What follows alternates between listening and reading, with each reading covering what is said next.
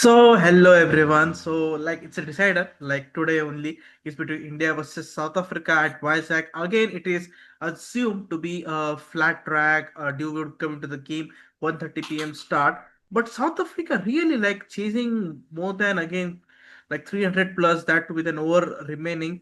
It really reflects the batting depth they have because in India, if you look, it's only been Virat, Buzz, Ruturaj Gaikwad scored a century. Rohit Sharma also smashed a half century in the first match, but it's been Virat only. But in South Africa, it's a collective performance from the entire batting unit. We should not forget South Africa won ODI series in Australia, in England. Recently, only I'm talking about, and now they are 1-all. They have a chance. Babuma's brigade has a chance to win ODI series in India as well. Yes, with the panel today we have got Anup, sir, Ayan Chatterjee, and we have got new person, new trainee, new intern. We can say Harsha Pullur with us. So Harsha, will start with you first of all. Do you think Yeah. India can really seal the series because a lot depends on the fate of Virat and Rohit? If they win, like their position will be secured. What's your take on that? Yeah. So basically, it not only depending on the Virat experienced guys, we can also dep rely on the player like Gaikwad. Another one is Jaiswal. In recent form, is not in the heavy form, but he can pull back the game and he can seal the series. We can see the stats from the test matches of Jaiswal. So he can pull back any matches and he can play like a clutch player. And Gaikwad is very nice in the form. And basically, first we have to win the toss. But the first thing is that we are losing the toss, and that plays the major setback for the matches. So that are going to make the major setback. So after winning the toss, we choose ball, and we can make some target, and we can go for the chase. That makes easy to seal the series.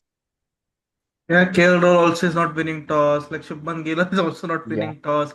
yeah. So Indian that's team the is not another winning the toss. that's another story of winning the toss. Like there's not any special programs to win the toss. I guess you have only two options to say whether it's heads or tails. Now Yeah, we will yeah, yeah. go to Ayan. Ayan, like the way South Africa is playing, it's a statement. Like only 16 to 18 months left for the ODI World Cup 2027. No time, absolute, because now the 6 months are for T20 World Cup, and then again, boom, ODI World Cup will be over again. They have a team, I guess, because look, in this bowling lineup, there is no Rabada still injured. They don't have Andre Knotke not included, some personal reasons or something like that. There is no Lungi Nigiri. Still, they have the team, I guess. Like the fast bowling is relatively inexperienced. Marco is doing the job. Like other bowlers are stepping in. They also don't have Tabriz Shamsi. Right, still 3 to 4 guys. Basically, the bowling is doing a decent job, not a great one, but a decent one. Yeah, the bowling is doing a decent job, but they're playing on flat pitches, so that's why they're getting hit. Absolutely no doubt Yeah, about it. And plus, the other yeah, thing yeah. is the good thing about South Africa is that the fortunate thing is they're not bowling second.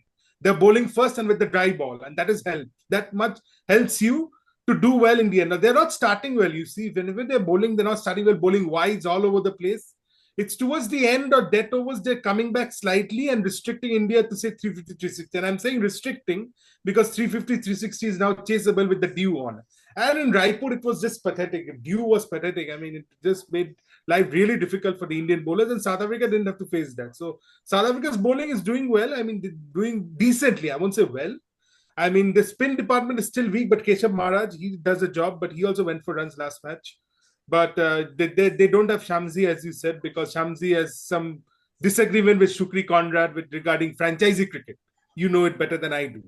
But the thing with South Africa is that their batting is clicking as a unit. If the top order clicks, they do well. Even if the top order did not click in Rachi, we saw the middle order really took the game to India till the end. Again, do help them, I agree, but the batting, everything is looking in good order in the bowling department. Yes, they don't have Rabada. They have Nigidi, but they don't have Rabada. That's the only miss for them. So all in all, they're doing well, and their batting has more depth than India. I think this match will come down to who bowls better. Whoever bowls better will win the decider, because I think the batting is cancelling out each other. Both the batting, India and South Africa. With South Africa batting slightly better because they have the more batting depth. South Africa bats maybe till 9, whereas India's batting ends at 7. Because at number 8, you've got Harshit Rana, and then you've got players who can hold the bat and come and go, come and go, come and go. That's it.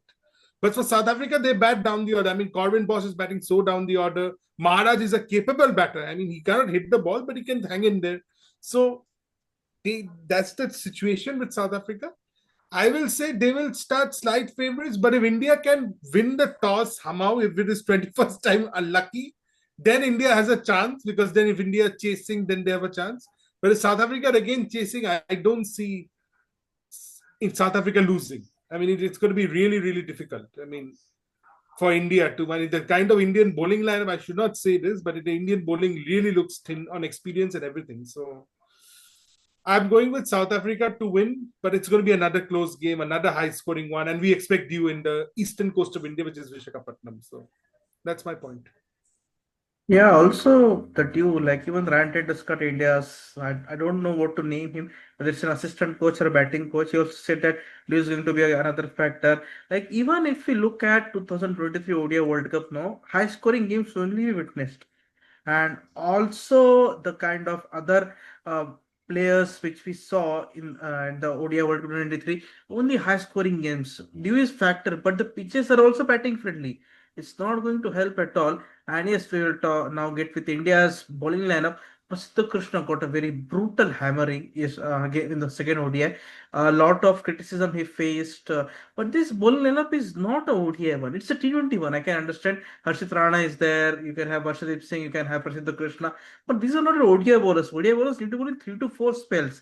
Are they that much efficient? Why not Siraj? Why not Shami? Where is Shardul Thakur? I just don't get him. You select him for 1 or 2 test matches in England and then you drop him completely. He's not 36 or 37. He's 31, 32. He can easily play. But you don't need him. You are experimenting. You don't want Bumrah. At least play one ODI match, I would say. Don't play all the 3 ODI matches. T20 World Cup is on the corner, but again, that's a problem. So, Anup, sir, your take on India's bowling lineup. Batting is doing good job. Rudra smashed a century, and again, Pant will be now cementing his place in the dugout for a long time because KL Rahul is a wicket keeper, first chance wicket keeper now, not the likes of Rishabh Pant. Even Druzurel is into the ranks, but on the bench only. Yeah, my take before coming to ball in overall match, I think it is a well balanced match between two sides. Both the sides have the equal chances of win because when everyone are saying that South Africa has a good batting lineup, now remember they don't have Tony D. Georgie and Nandre Bardar. Both were holding their hamstrings in the previous match, and hamstring injury is such that it doesn't get overcome within 2 days. So these two will be definitely missed. So where we ran the returns in then for the third match, and seeing his performance in the first match, he was out on death on first match. And second, they don't have a spinner, so Otnil Batman it's automatic choice. If they decide to play Rubin Urban, that's another thing. But they won't add an extra batter. They will take Otnil Batman, and Batman is also was amongst runs in the first ODI. Saying so, toss again becomes the important factor, and India, as we say, 1 in a million times it is. Hope that time is tomorrow in the final match that India wins the toss. But if it doesn't happen, Indian batters has to take responsibility to score again about 350. That's the minimum score over there. And secondly, batting, we would say Rohit is in form, Virat is in phenomenal form. They have already silenced all the critics around them with stellar performances. KL Rahul, for surprise, is in supreme form, 2 half centuries in 2 matches. Only concern is with the batting of Washington Sundar and Ravindra Jadeja. Yeah, Jadeja has got 32 runs in the first match, but in the second match, he was tad slow, which was the difference between a 360 and 380. So that really hurt India, seeing the inexperienced bowling lineup. Inexperienced in the sense, Arshdeep Singh, yeah, he gave 10 overs, 57 runs, 2 wickets in the second match, but it was like one of the efforts from him. But Harshit Rana, Prasidh Krishna all went for runs, and on a DU pitch where we can give some advantage to bowlers, like on a DU pitch where the ball is wet, it is not easy to drip the ball to the bowlers as well. And as Ayan said, South Africa always had that advantage of bowling first with a dry ball, so their bowlers were more effective. and our bowlers were turned to runs. Saying so, our fielding needs to improve lots of leap. Catches dropped at junction, crucial junctures tomorrow. Singles converted into doubles won't help India's toss tomorrow at anyway. We have to be tight in the fielding as well. But saying so, it is a well balanced game. And saying about the inexperienced bowler, yes, sir, you mentioned like Bumrah. At least he should have played one ODIs, but Bumrah has been continuously playing the test matches and everything, so he requires rest at least. And he is coming back for the 5 T20s, which is more important because now, henceforward, T20 World Cup will be the major focus, not the ODIs. ODIs would be after the T20 World Cup in focus. So Bumrah would be our main weapon in the T20 World Cup, and for that, he was rested for 3 ODI. Saying so, Siraj, I don't understand why Siraj didn't got a chance in the one dayers. I guess BCCI also managed his workload like he was playing continuous test bowling like a workhorse in England, West Indies, India versus South Africa in test. So Siraj also got that much needed rest. So bowling is little bit inexperienced, but they will learn because only I don't care if they lose, but it's like they will learn through these phases only because when you will lose, then only you will learn to contain runs or give. Because in England also we remember in the first few test matches, Prasidh Krishna was leading runs and everyone was like, why you took him in the team? But in the final match when it mattered the most, Prasidh Krishna was the key bowler around alongside Mohammad Siraj. That led India to win. So basis of one performance, we can't degrade any bowler or any newcomer in the squads. They must be given ample chance. Same with Ruturaj Gaikwad, a magnificent century. So India should continue with the same team. No changes is required because India don't have another luxury of a fast bowler in them. By the way, they have Nitish Kumar Reddy, but he can't ball as fast as it could be. So let's see how the match goes. But for me, the match is equally balanced. Both South Africa and India will have a shot of going 2-1 in the series. For South Africa, is a golden chance to win after 1986. I guess the series, sorry, after 1996, the series, both the Test and ODI series is in India. And for India, it is another chance for KL Rahul to win the series 2-1. Previously, when India had won the series, and then South Africa ODI 2-1, the captain was KL Rahul. So KL Rahul has another chance of being a captain. So that's my take on the match.